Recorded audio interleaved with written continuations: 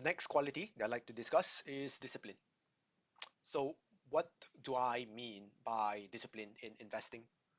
So, simply put, discipline means having a plan, stick to it even when things get tough.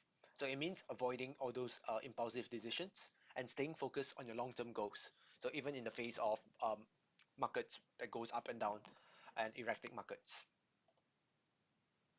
So, here's another quote. This time is by Jim Rohn, which is an American entrepreneur and motivational speaker. He says, "We must all suffer one of two things, the pain of discipline or the pain of regret." Um, in other words, this means that if you're not disciplined, you'll regret it. Simple as that.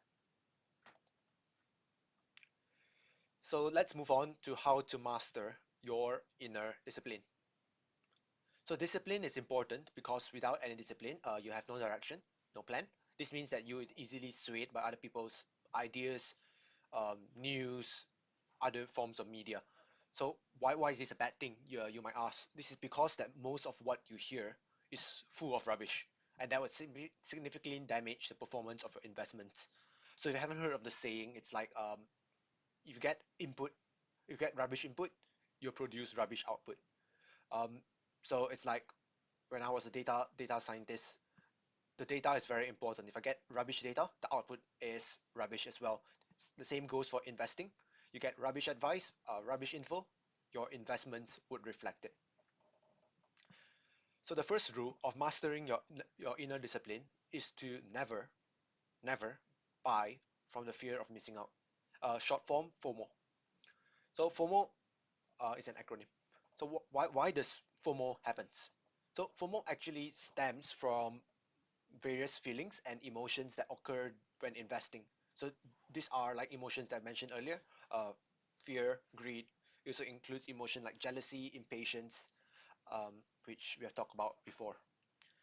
This could be in the form of news, so news that you hear, read about sudden market movements, or to something as simple as a conversation with another friend or an investor. So there are many things that can kick about a FOMO.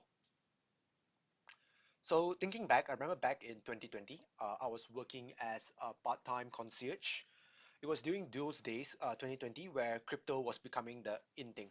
So everyone was starting to invest in crypto, and my colleague as well. So I had a colleague who was talking about this new crypto coin called VeChain.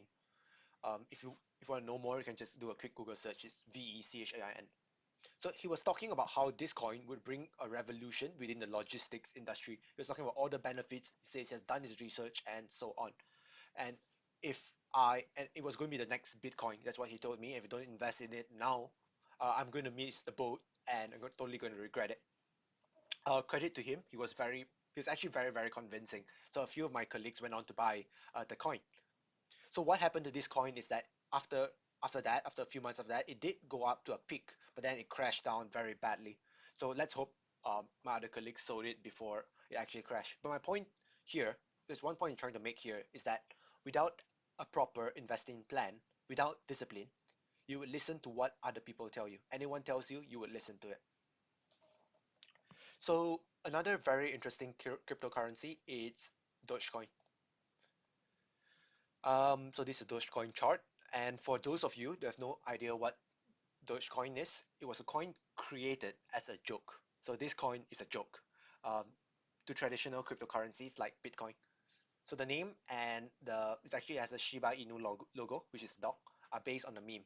So this coin was created based on the meme, and it's a complete joke. If you do a quick Google search, you would know that the big problem with this Dogecoin is that it has no lifetime cap. So that means that the number of coins in the future could be infinity because there is no cap on the total amount of coins, unlike Bitcoin, which is a total cap. So what does this mean? So this means like imagine an economy where a government just keeps printing money.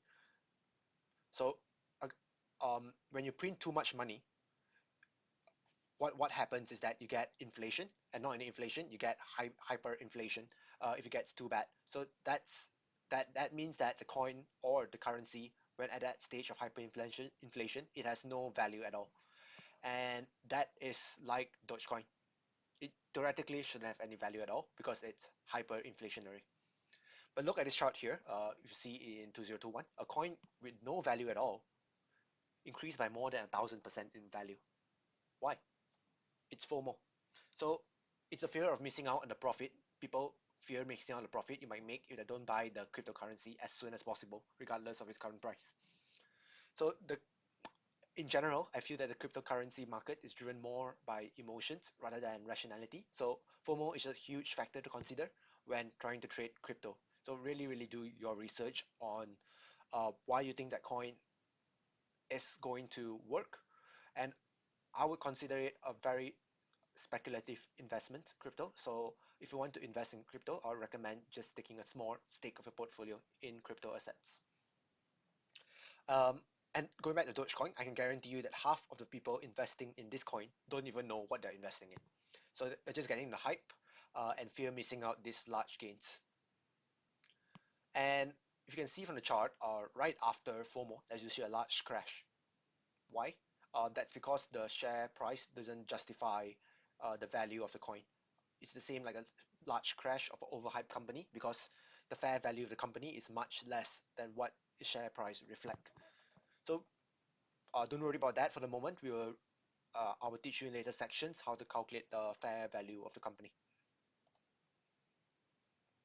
So the next rule of mastering your inner discipline is to never sell in panic.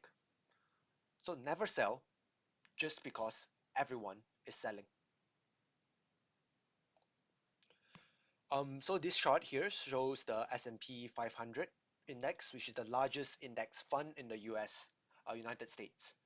So in this blue circle, you see is when this is dated 27 March 2020. It's when, if you don't know, it's when the COVID pandemic hit.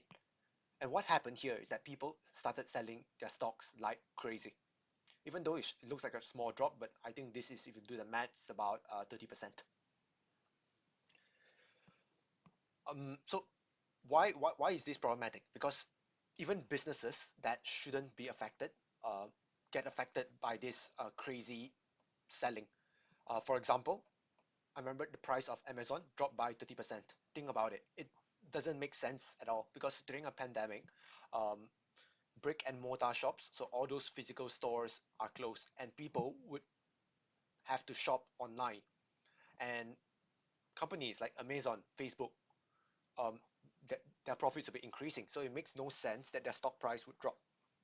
So it's all because of panic selling that's affecting these companies. So people see other people sell and they themselves also start selling as well. And this is the best time to actually go in and buy all these great companies. But look at what happens after the drop. So going back to the chart, we can see that the S&P 500 recovered, and within like 2 years, it almost doubled its value since its low in the pandemic. So if you sold your shares here, you have lost all your gains. Like all these gains, you'll be missing out. In fact, to tell you, when people are panic selling, it is where, again, just reiterating, you want to start buying. Also, at this time of recording, it's May 2023. So recently, I think just a month back or a few weeks ago, there's a bank crisis in the United States, and still ongoing now, where a few banks like Silicon Valley Bank, Credit Suisse defaulted.